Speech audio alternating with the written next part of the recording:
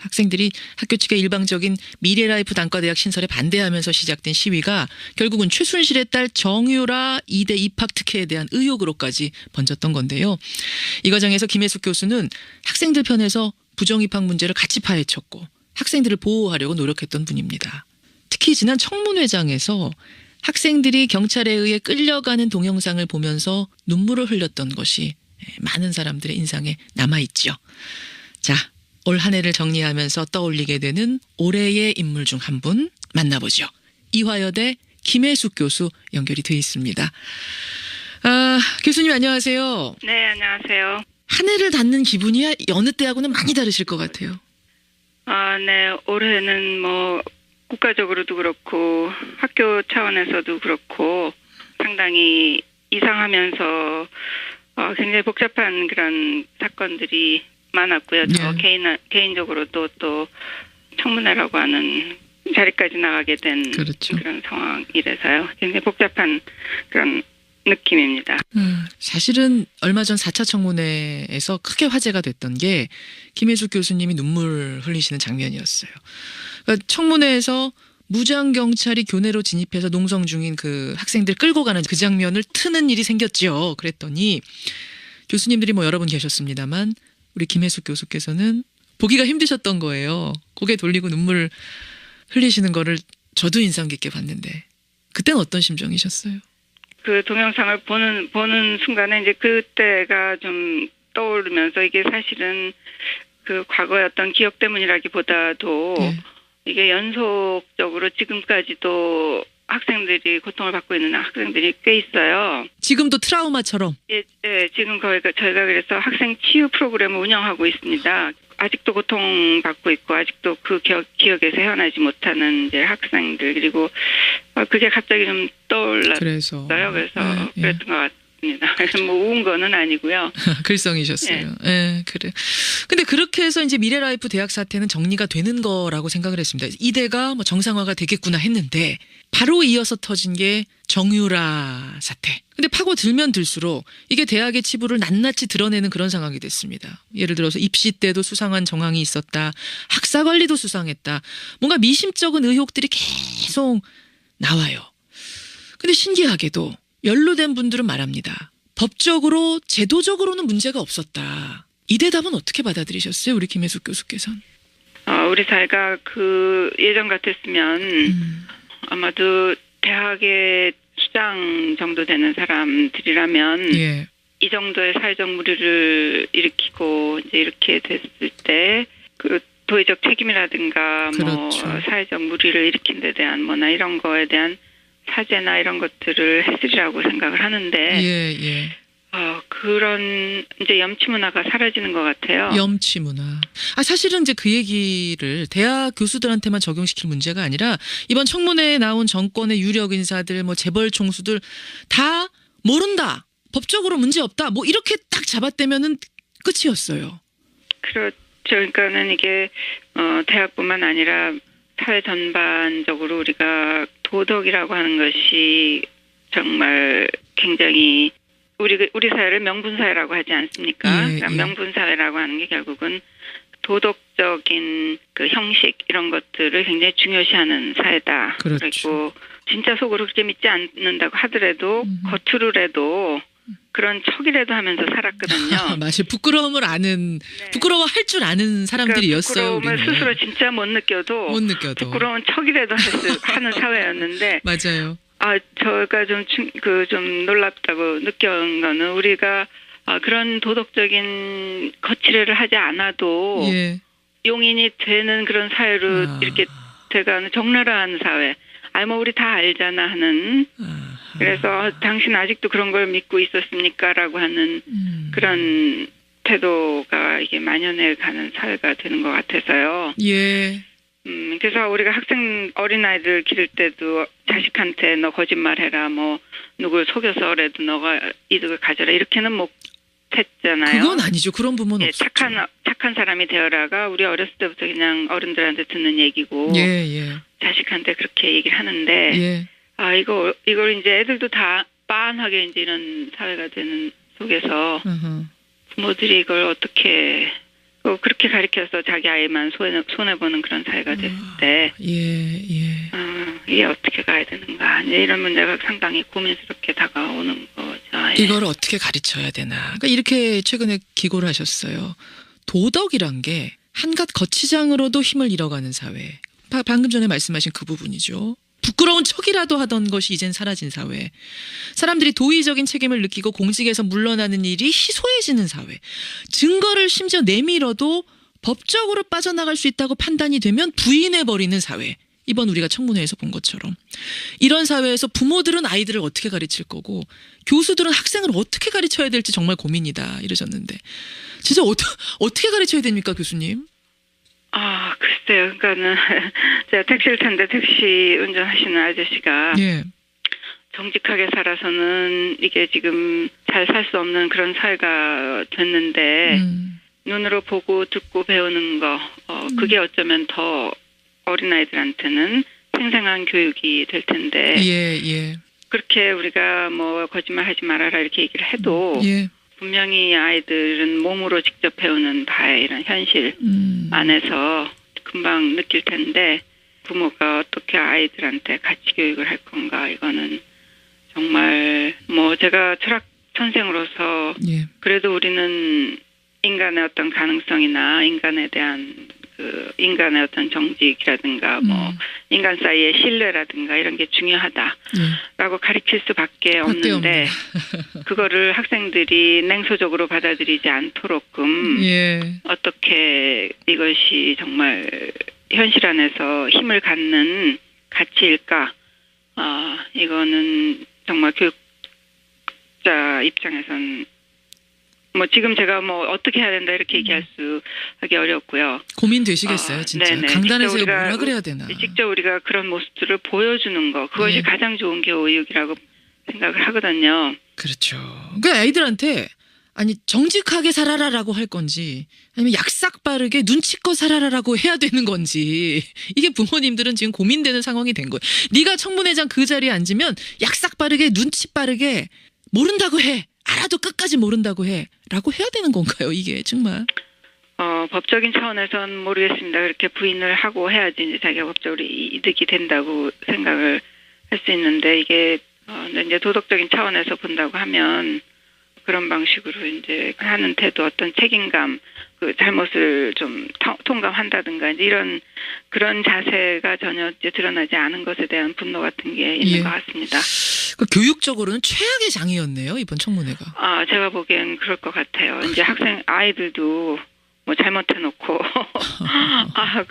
정말 끔찍한 상황이. 끔찍한 상황. 만약에 교육의 장이었다고 한다면. 그러니까요. 이제 우리가 올 한 해를 참 괴롭지만 어떻게든 정리를 하고 가야 되는데 이번 최순실 국정농단 사태 겪으면서 먼저 이대를 포함한 우리 대학 사회는 무엇을 잃고 무엇을 얻었다고 보세요? 글쎄 참 아이러니컬하게도 잃은 거하고 얻은 것이 같지 않나 이런 생각을 제가 좀 해봤는데요. 무슨 말씀이세요? 그러니까 대학이 어떤 사회적 신뢰라든가 도덕적 권위를 이제 잃었다고 얘기를 할 수 있을 것 같습니다. 이런 그 사태가 나면서 정유라 뭐 입시 부정이라든가 학사 부정이라든가 이제 이런 사태 안에서 결국은 대학이 가져야 되는 이제 어떤 그 신뢰, 뭐 권위 이런 것들을 잃었다고 생각을 하는데요. 저희가 이화여대 학생들과 교수님들이 보여주신 또 이런 그 어떤 자기 불이익이나 손해를 감수하고 어떤 가치를 위해서 싸워준 이제 그런 학생들을 통해서 우리가 또 보는 거는 얻은 것 또한 그런 종류의 어떤 인간 사이의 신뢰라든가 어떤 가치에 대한 신뢰 또 그리고 그들을 통해서 어떤 도덕적 권위 여전히 그래도 대학 안에서 어떤 것들은 살아있다라고 하는 있다. 그런 거를 다시 또 얻은 것 같아요. 그래서 잃은 것과 얻은 것이 국가적 차원에서도 사실은 어떤 미래나 뭐 이런 여러 가지 이 상황에 대한 그런 희망을 아주 여지없이 무너뜨리면서 무력감에 빠지게 했다고 봅니다. 아니 이럴 수가 이 정도 이렇게 이 지경이었어. 이 지경이었나 뭐 이게 나라냐라고 하는 그 말이 보여주는 바처럼 근데 또한 이번에 우리가 뭐 명예시민혁명 뭐 이런 얘기까지 하고 이러는데 우리가 국민이라고 하는 그런 것으로부터 그야말로 시민이라고 하는 어떤 그 합리적 사고와 자신의 그 미래를 선택하고 행동하고 하는 그런 종류의 시민의 탄생을 보지 않았는가 해서 잃은 것도 희망이지만 또 얻은 것도 희망이 아닌가 이런 생각을 좀 해봤습니다. 그래서 상당히 아이러니컬한 그런 그 잃은 것과 얻은 것이 같은 그런 상황이라고 보여졌어요. 아, 그래요. 사실은 이대 그 학생들이 그때 그 학내 사태가 터졌을 때 그냥 눈 감고 내 것만 챙기고 도서관에서 내 공부만 했다면 지금 이 정유라 사태까지 이어지지도 않았을 것 같아요. 그렇죠. 그렇죠. 경찰에 진압 당해가면서 끝까지 투쟁했던 것이 그게 힘이 돼서 사실은 여기까지 하나하나가 다 밝혀진 게 아닌가. 그게 시발점이 됐다는 점에서는 또 한 번 대학사회에서 아이들에게서 희망을 본다는 그 말씀. 중요한 지점. 그렇죠. 학생들은 배운 대로 그 학생들이 처음에 써붙였던 그 대자보 같은데도 선생님께서 강의실에서 저희한테 이렇게 말씀해 주셨잖아요. 라고 하는 그런 말들이 기성세대인 저희 교수들한테도 상당히 이제 어떤 그 울림으로 다가왔던 거고요. 예, 그래요. 한 해 동안 고생 많았던 제자들한테, 우리 대학생들한테 한마디 하실 말씀 있을까요? 저는 요즘 학생들 너무 아픈 애들이 많아요. 아파요? 예, 마음으로 고생을 심리적으로 하여튼 굉장히 어려움을 겪는 학생들이 많아서 저는 정말 학생들한테 아프지 말라라고 하는 말을 해주고 싶습니다. 이 세상을 정말 씩씩하게 꿋꿋하게 견뎌내야 된 여러 가지 일들이 많기 때문에 여기서 걸려서 넘어지지 않기를 바라고요. 젊은 시절의 그 문턱에서 그래서 정말 아프지 말라는 말을 좀 해주고 싶습니다. 아프지 말아라. 네. 아프지 말아라 얘들아. 그래. 2017년이 이제 사흘이면 2017년 새해인데 새해 소망이 있으시다면 우리 사회에 거는 기대, 소망? 글쎄요. 전 뭐 이제 나이도 먹고 하다가 보니까 정말 중요한 게 뭔가라는 생각을 자꾸 하게 되는데요. 평화라고 하는 말이 어렸을 때는 그냥 너무 상투적으로 다가와서 그랬는데 평화 아주 진부하고 아무것도 아닌 것 같지만 그게 또 굉장히 어려운 굉장한 경쟁 사회 안에서 사람을 자꾸 미워해야 되고 질투해야 되고 자기는 밑으로 밀려야 되는 이런 사회가 점점 심해지면서 이 평화로운 마음 갖는 게 너무 어려워지는 거가 되는 것 같아요. 그래서 그 안에서 병이 드는 인간들이고 또 우리도 뭐 핵 위험이니 뭐 해가지고 세상이 너무나 힘들어져 가니까 그런 그 평화라는 단어가 떠올랐어요, 제가. 물리적인 평화, 심적 평화, 이 세상이 맞습니다. 평화롭기를. 좋은 말씀입니다. 선생님도 내년에 평화로우셔야 되고요. 네, 고맙습니다. 우리 젊은이들 앵커님도 평화로운 한 해 맞으시기 바랍니다. 아유, 고맙습니다. 특히 주변에 우리 청춘들, 학생들 많이 위로해 주세요. 네, 고맙습니다. 고맙습니다. 네. 뉴스쇼가 선정한 올해의 인물 중에 한 분이었습니다. 이화여대 철학과 김혜숙 교수였습니다.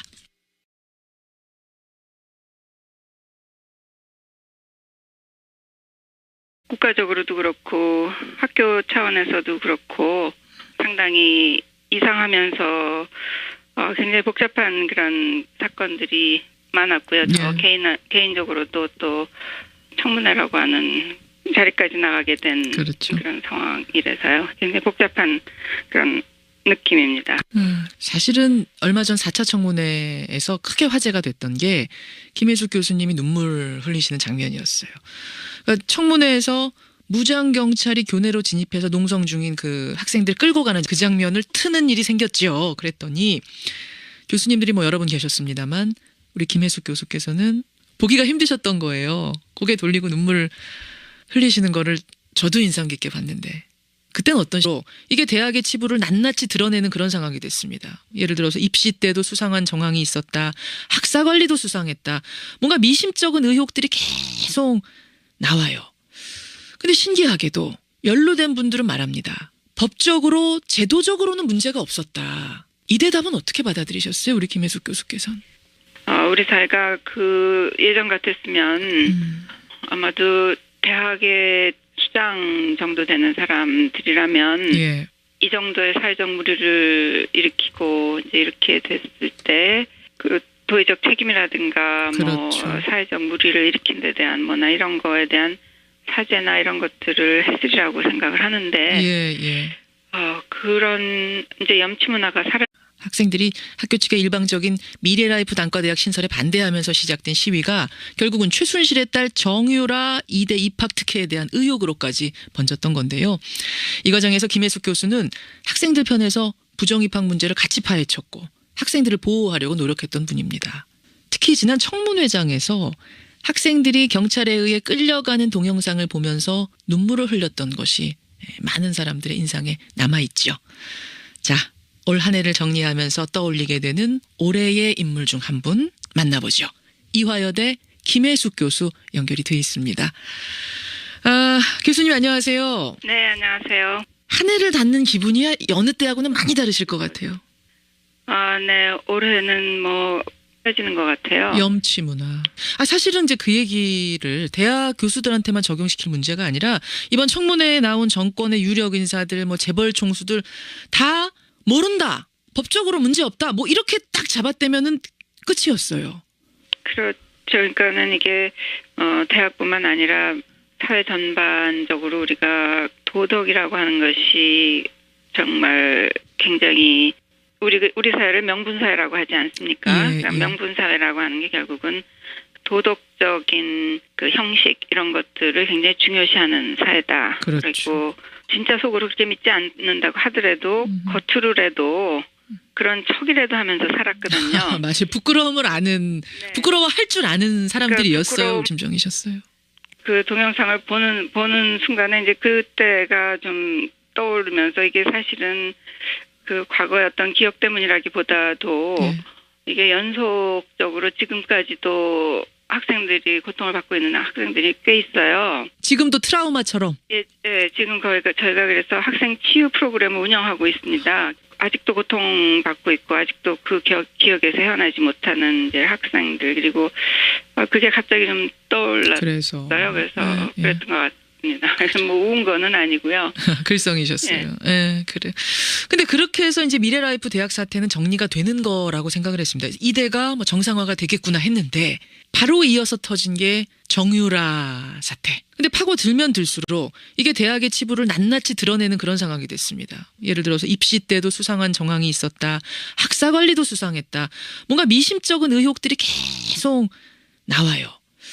근데 신기하게도 연루된 분들은 말합니다. 법적으로 제도적으로는 문제가 없었다. 이 대답은 어떻게 받아들이셨어요? 우리 김혜숙 교수께서는. 우리 사회가 그 예전 같았으면 아마도 대학의 수장 정도 되는 사람들이라면 이 정도의 사회적 물의를 일으키고 이제 이렇게 됐을 때 그 도의적 책임이라든가 그렇죠. 뭐 사회적 물의를 일으킨 데 대한 뭐나 이런 거에 대한 사죄나 이런 것들을 했으리라고 생각을 하는데 그런 이제 염치 문화가 사라지는 것 같아요. 염치 문화.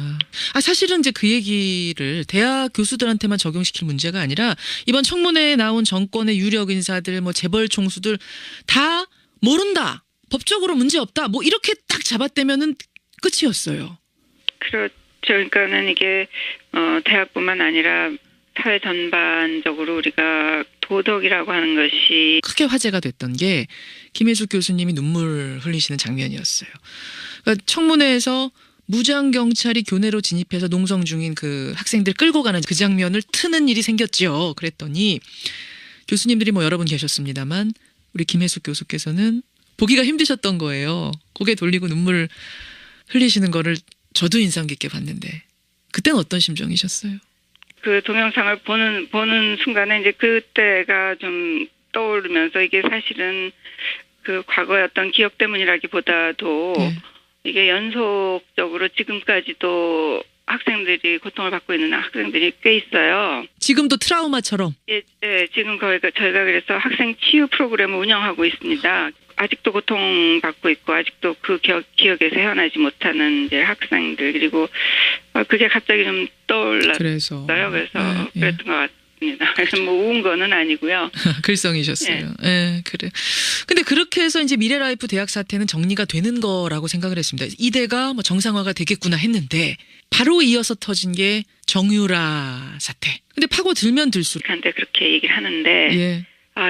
이걸 이제 애들도 다 빤하게 이제 이런 사회가 되는 속에서 부모들이 이걸 어떻게 그렇게 가르쳐서 자기 아이만 손해보는 그런 사회가 됐을 때 이게 어떻게 가야 되는가 이제 이런 문제가 상당히 고민스럽게 다가오는 거죠. 예. 이걸 어떻게 가르쳐야 되나. 그러니까 이렇게 최근에 기고를 하셨어요. 도덕이란 게 한갓 거치장으로도 힘을 잃어가는 사회. 방금 전에 말씀하신 그 부분이죠. 부끄러운 척이라도 하던 것이 이젠 사라진 사회. 사람들이 도의적인 책임을 느끼고 공직에서 물러나는 일이 희소해지는 사회. 증거를 심지어 내밀어도 법적으로 빠져나갈 수 있다고 판단이 되면 부인해버리는 사회. 이번 우리가 청문회에서 본 것처럼. 이런 사회에서 부모들은 아이들을 어떻게 가르칠 거고 교수들은 학생을 어떻게 가르쳐야 될지 정말 고민이다 이러셨는데 진짜 어떻게 가르쳐야 됩니까 교수님? 글쎄요. 그러니까는 제가 택시를 탔는데 택시 운전하시는 아저씨가 정직하게 살아서는 이게 지금 잘 살 수 없는 그런 사회가 됐는데 눈으로 보고 듣고 배우는 거. 학생들이 학교 측의 일방적인 미래라이프 단과대학 신설에 반대하면서 시작된 시위가 결국은 최순실의 딸 정유라 이대 입학 특혜에 대한 의혹으로까지 번졌던 건데요. 이 과정에서 김혜숙 교수는 학생들 편에서 부정입학 문제를 같이 파헤쳤고 학생들을 보호하려고 노력했던 분입니다. 특히 지난 청문회장에서 학생들이 경찰에 의해 끌려가는 동영상을 보면서 눈물을 흘렸던 것이 많은 사람들의 인상에 남아있죠. 자, 올 한 해를 정리하면서 떠올리게 되는 올해의 인물 중 한 분 만나보죠. 이화여대 김혜숙 교수 연결이 돼 있습니다. 교수님 안녕하세요. 네, 안녕하세요. 한 해를 닫는 기분이 여느 때하고는 많이 다르실 것 같아요. 네. 올해는 뭐 국가적으로도 그렇고 학교 차원에서도 그렇고 상당히 이상하면서 굉장히 복잡한 그런 사건들이 많았고요. 저 개인적으로도 또 청문회라고 하는 자리까지 나가게 된 그런 상황이라서요. 굉장히 복잡한 그런 느낌입니다. 사실은 얼마 전 4차 청문회에서 정말 굉장히 우리 사회를 명분사회라고 하지 않습니까? 명분사회라고 하는 게 결국은 도덕적인 그 형식 이런 것들을 굉장히 중요시하는 사회다. 그리고 진짜 속으로 그렇게 믿지 않는다고 하더라도 겉으로라도 그런 척이라도 하면서 살았거든요. 맞아요. 부끄러움을 아는, 부끄러워할 줄 아는 사람들이었어요. 부끄러움을 우리는. 스스로 진짜 못 느껴도 부끄러운 척이라도 하는 사회였는데. 맞아요. 제가 좀 놀랍다고 느낀 거는 우리가 그런 도덕적인 거치례를 하지 않아도 용인이 되는 그런 사회로 이렇게 돼가는 적나라한 사회. 뭐 우리 다 알잖아 하는. 그래서 당신 아직도 그런 걸 믿고 있었습니까?라고 하는 그런 태도가 이게 만연해 가는 사회가 되는 것 같아서요.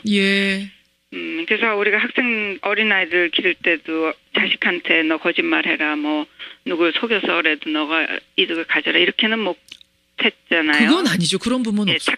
착한 사람이 되어라가 우리 어렸을 때부터 그냥 어른들한테 듣는 얘기고